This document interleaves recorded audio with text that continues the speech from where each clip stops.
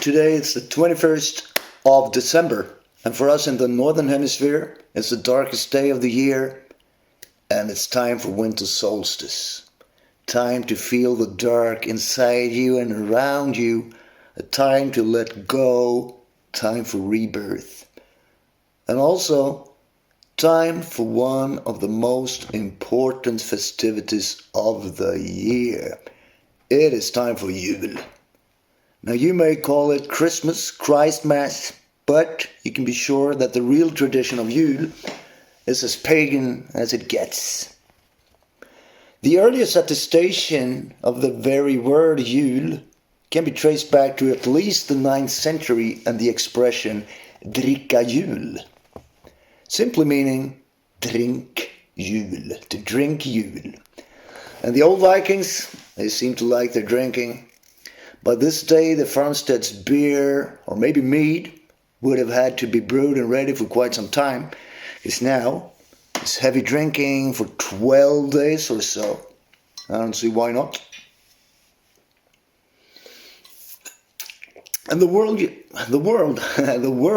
Yule is sometimes said to mean turning point, rebirth, or maybe wheel.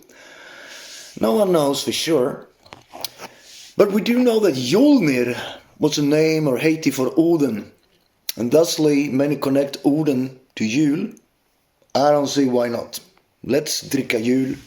Let's be merry together. Another important aspect of Yule that lives on to our days. Skål Odin, and skål all of you watching. But this is a calendar centered around food, yeah? So I thought I'd prepare something classic.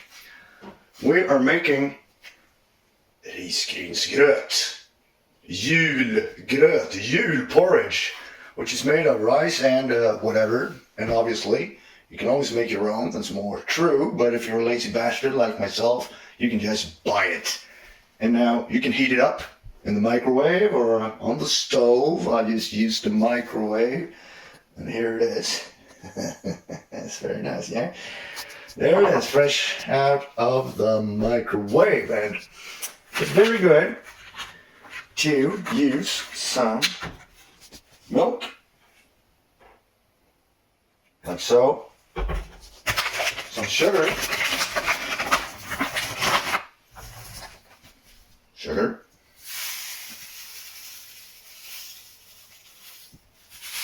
like so, and of course, cinnamon.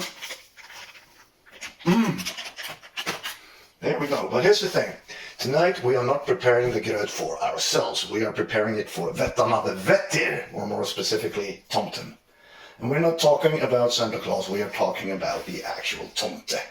That's a little guardian elemental who takes care of the buildings and the animals in the farmstead. And it's old folklore in Sweden that around Yule we set out gröt, porridge, to tomten to show our appreciation to him and what he does. And I'm happy to say that we are many still believing in this. We're still many doing this practice. But you should know that tomten is moody. If he doesn't get his porridge, he gets angry. He can cause severe destruction, even death. And don't forget a generous lump of butter, smör, to put on the porridge, or he will get furious. Look, there we are.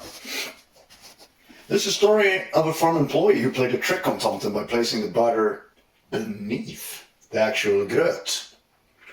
Well, the tomte couldn't see it, so he got so angry he actually killed the cow.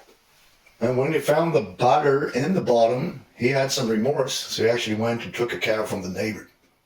Yet another story is that of a farm worker who actually decided to eat the porridge himself. And instead, he took a dump in the bowl and left it for the tomte. That was a bad idea. The tomte killed him flat. So, don't skimp on the butter, alright? And make it visible. Like so, if you can see it. And now, I guess all that's left is to go out and give our tomte his porridge.